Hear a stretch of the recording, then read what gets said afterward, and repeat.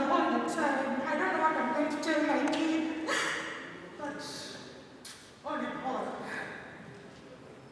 I bless God for his life.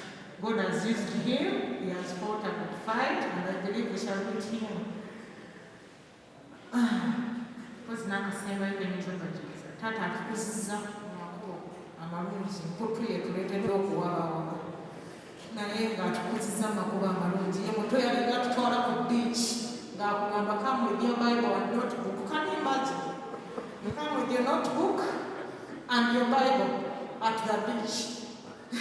That is how far he was so proud to putting us right with God. Yasomasoma mukaawo naye Katonda abalala atuleeta nze tata wange anjagadde sijja nakusoba sijja kutoma nti tanjagadde tata anjagadde era tusa okwebaka nga nkimanyi tata wange anjagala kiranga mugumya balongo bange simanyi how we're going to go about it, but I leave God for you all. Katonda agenda tubeererawo ffenna bannange tugume. God is going to strengthen us. I don't know how long it's going to take, but we shall get through this. Mukama abawoomesa.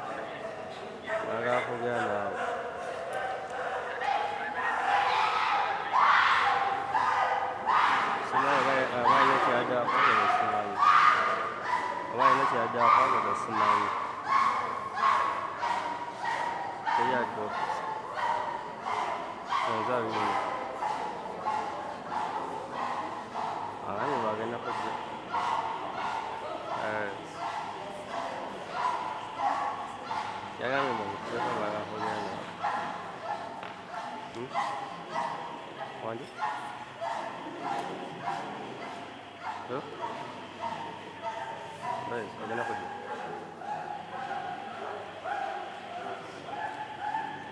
Alright.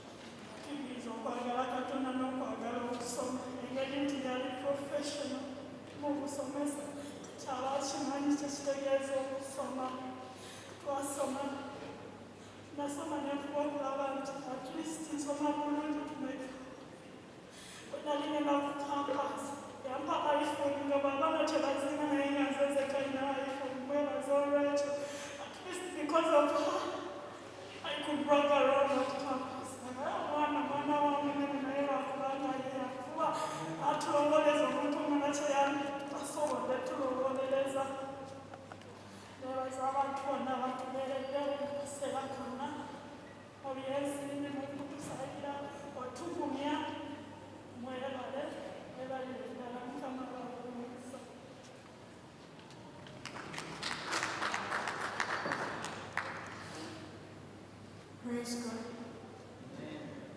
My wisdom is a self-love. I thank God for the life of Daddy. Daddy has been the best father,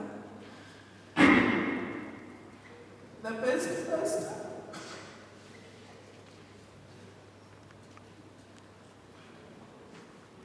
and I thank God for the opportunity to see and know Him for most of my life.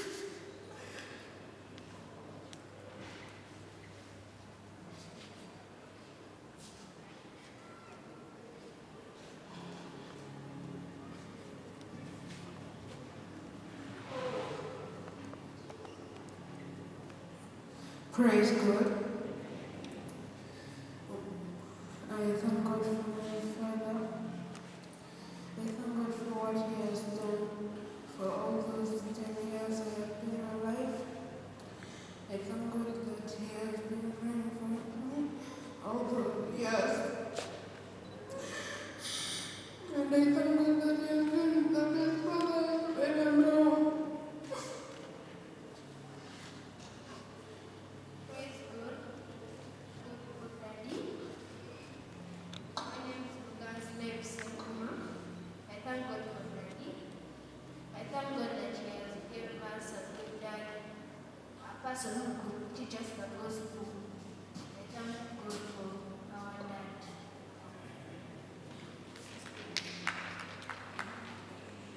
Praise God. I thank God for our dad. I thank God that He has been caring for all of us. I thank God that He has loved us.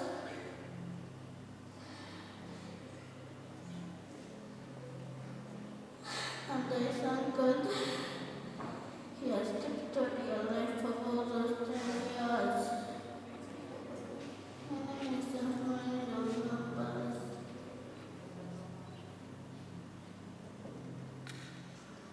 Praise